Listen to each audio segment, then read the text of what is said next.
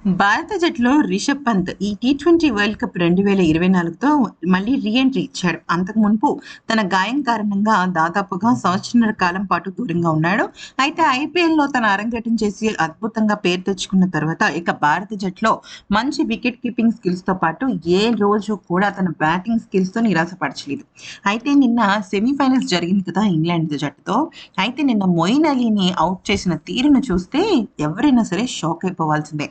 Just ఒకే ఒక్క అడుగు తేడాతో రిషబ్ పంత్ జస్ట్ 2 మినిట్స్‌లో వికెట్స్ తీసేశాడు. బెయిల్స్‌ని తీసేశాడు. సాధారణంగా ఇంత వికెట్ కీపింగ్ స్కిల్స్ ఎంఎస్ ధోనీకి ఉంటాయి.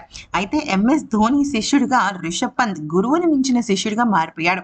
అయితే మొయిన్ అలీ జస్ట్ అట్లా ఒక అడుగు బయట పెట్టేసరికి రిషబ్ పంత్ బెయిల్స్‌ని ఎగరగొట్టి స్టంప్స్‌ని తీసేశాడు.